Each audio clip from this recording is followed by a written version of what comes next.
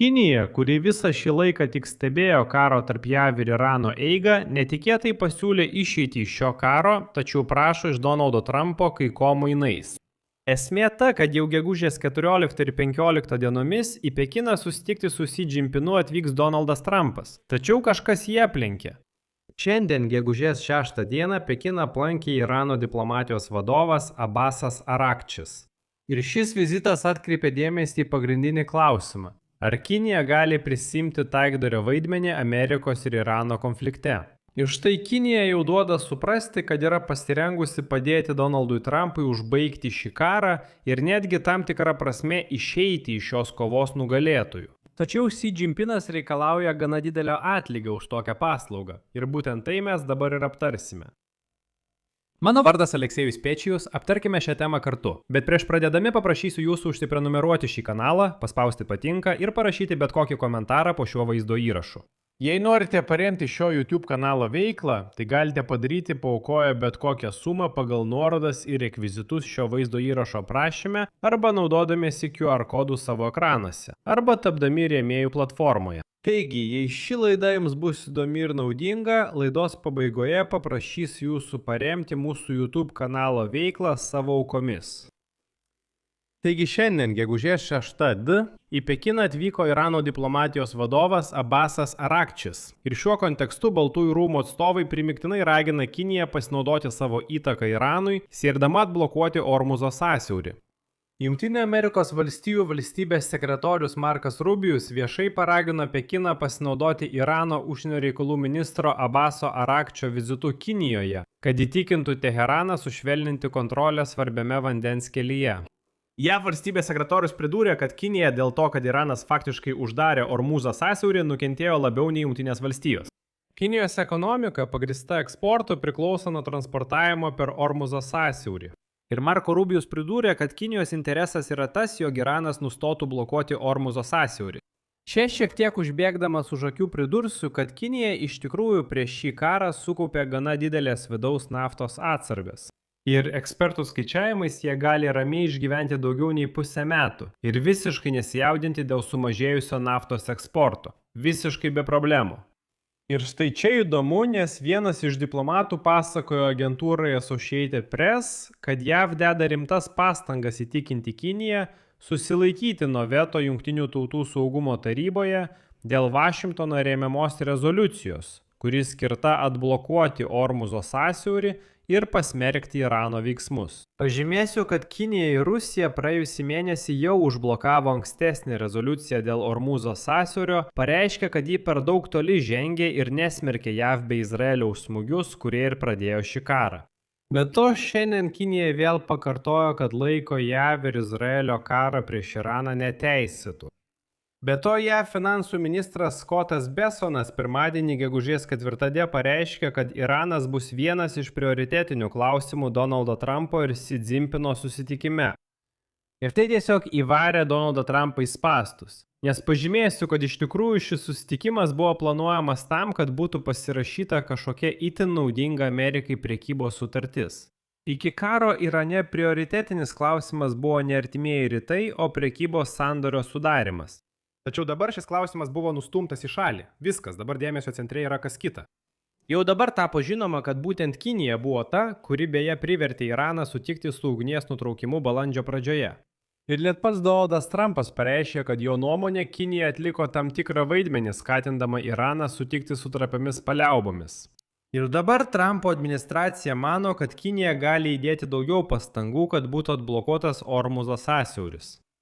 Tačiau kita vertus, JAV vyriausybė ofigė, kad Kinija jau seniai remia Irano balistinių raketų programą ir tiekia Teheranui dvigubos paskirties pramoninius komponentus, kurie gali būti naudojami raketų gamybai. Tačiau praėjusį mėnesį, kai Amerikos kariškiai iš esmės užgrobė konteinerinį laivą, kuris gabeno cheminės medžiagas raketų kuro gamybai į Iraną, Trumpas pareiškė, kad Xi Jinpingas po to sutiko netiekti ginklų Iranui. Šiuo pareiškimu taip pat pasirodė pranešimų, kad Pekinas svarstė galimybę perduoti ginkluotę Teheranui. Todėl susidaro situacija, kai būtent nuo Kinijos priklauso, kaip elgsis Iranas. Šiuo metu Pekinas bent jau popieriuje yra akivaizdus pretendentas perimti tarpininko ir pagrindinio dėrybininko vaidmenį. Kinija ilgą laiką buvo artima diplomatinė ir ekonominė partnerė. Šis atsidavimas grindžiamas bendrais nesutarimais su JAV ir siekiu gauti pigios naftos. Tačiau tuo pačiu metu Kinija turi atvirą ryšio liniją su Vašingtonu ir tiesioginę prieigą prie Donaldo Trumpo, kai jis susitiks su Kinijos lyderiu Xi Jinpingu jau kitą savaitę. Tai yra ideali pozicija. Tikriausiai būtent šis momentas paskatino Irano užsienio reikalų ministrą Abbasą Arakči apsilankyti Pekine ir ten susitikti su Kinijos kolega Wang Yi. Grojama muzika. Yra viltis, kad Pekinas, cituojant, galės užkirsti kelią tarptautinės taikos ir saugumo pažeidimams. Ir Trumpas tikėtina taip pat iškels konflikto klausimą per susitikimą su Xi Jinpingu. Per savo laukiamą kelionę, kuri iš pradžių turėjo būti skirta ekonominiai konkurencijai tarp dviejų valstybių, o dabar aptemdyta karo su Iranu. Patys Kinijos pareigūnai kelias savaitės ragino nutraukti ugnį ir pozicionavo Pekiną kaip galima taikos proceso tarpininką, įskaitant ir Xi Jinpingą. Praėjusį mėnesį jis paskelbė bendrą 4 punktų pasiūlymą dėl taikaus artimųjų rytų konflikto sprendimo. Jau pats faktas, kad Xi Jinpingas per savaitę sugebėjo pelnyti abiejų pusių palankumą, yra jo pergalė, nes jis siekia sustiprinti Kinijos kaip pasaulinės didžiosios valstybės vaidmenį. Įsivaizduokite tokį vaizdą. Kinija taikina. Arba, tarkime, padeda sudaryti taikos susitarimą tarp JAV ir Irano. Tuo metu, kai Donaldas Trumpas kalbėjo, kad Iranas netrukus kapituliuos ir iškels baltą vėliavą, dėrybos su vis labiau nepopuliariu JAV prezidentu, įklimpusiu į ilgalaikį karą ir ieškančių lengvų pergalių, tikriausiai nėra Xi Jinpino, žinote, nepageidaujama pozicija. Ne, priešingai, Xi Jinpinui tai net labai naudinga, nes prekybos susitarimas, dar kartą pakartosiu, jau atidėtas. Jis nustumtas į antrą planą, viskas, apie tai galima nebekalbėti. Ir faktiškai tokiu būdu, atleiskite, galima nuolat atidėlioti šį klausimą. Taip pasibaigs Donaldo Trumpo kadencija ir prekybos susitarimo nebus. Kinijai tai visiškai tinka. Be to, šiuo metu Xi Jinpinas priešingai pasiruošęs padėti Iranui išsilaikyti dar bent kelias savaitės šiame kare, prieš susitardamas su Trumpu. Tai yra, jei Trumpas nepadarys kažko gero Kinijai, Kinija gali padėti Iranui ir Iranas toliau laikysis ir mėnesį, ir 2 mėnesius, ir 3 mėnesius. O susiklošiusi situacija gali suteikti Kinijai unikalią galimybę pasinaudoti konfrontaciją artėjant tikėtina Donaldui Trumpui labai sunkiems kadencijos vidurio rinkimams. Kadangi Trumpas siekia parodyti Amerikos rinkėjams apčiuopiamas pergalės, tokias kaip dideli Kinijos amerikietiško žemės ūkio produkcijos ir Boeing lėktuvų pirkimai. Tai buvo susijęs su prekybos sandoriu, dabar šie klausimai atidėti į šalį. Ir Xi Jinpinas supranta, kad gerai, jei Trumpas nori pavyzdžiui apie tai kalbėti, tada reikia kalbėti ir apie Iraną. Ir kad Trumpas pripažintų, jog be Xi Jinpino jis šio karo išspręsti negali. Kita vertus, Kinijai netgi naudinga, kad Jungtinės Amerikos valstijos stumia Iraną į visišką priklausomybę nuo Pekino. Lygiai taip pat, kaip tai nutiko ir su Rusija, kuri tapo tokiu apgailėtinu Kinijos vasalu. Šiuo metu iš esmės Rusija be Kinijos yra tiesiog tuščia vieta, tai yra niekas. Iki plataus masto Rusijos karo prieš Ukrainą čia bent jau buvo partnerystė tarp Rusijos ir Kinijos. Dabar Rusija yra tiesiog pigus Kinijos priedėlis. Kinija gali daryti su tais neplautais rusais, ką tik panorės.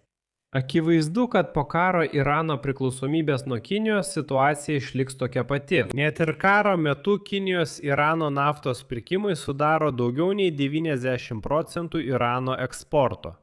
Ir taip Kinijai suteikiama reikšmingi ekonominiai svertai daryti įtaką Iranui. Ir čia atsiranda įdomus posūkis. Praėjusį mėnesį balandį Vašingtonas įtraukė didelę Kinijos naftos chemijos bendrovę į juodąjį sąrašą.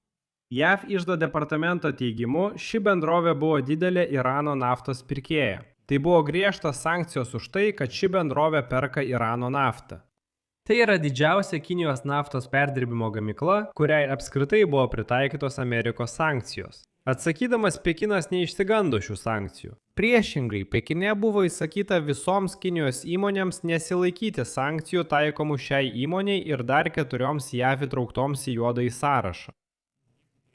Pekine pasakė, nebijokite, visiškai nekreipkite dėmesio į šias sankcijas. Toliau tęskite bendradarbiavimą, jei kas nors nutiks, mes jūs apsaugosime. Ir dabar jau akivaizdu, kad Kinija gali tiek pratęsti šį karą remdama Iraną, tiek greitai jį užbaigti, darydama spaudimą tam pačiam Iranui. Ir ką pasirinks Xi Jinpinas, dabar priklauso nuo to, ką jam kitą savaitę pasiūlys Donaldas Trumpas. Čia padėsiu daugtaškį. Jūsų nuomonė, jūsų išvados. Rašykite komentaruose. Po laida. Jei norite paremti šio YouTube kanalo veiklą, tai galite padaryti bet kokia auka arba mokama rėmėjo prenumerata pagal nuorodas ir rekvizitus šio vaizdo įrašo aprašyme arba pagal QR kodą jūsų ekranuose. Būsiu dėkingas už bet kokią jūsų paramą. Be to prenumeruokite mano Telegram kanalą Pečiai News. Nuoroda į jį yra šio vaizdo įrašo aprašyme. Tai viskas. Saugokite save. Visiems iki.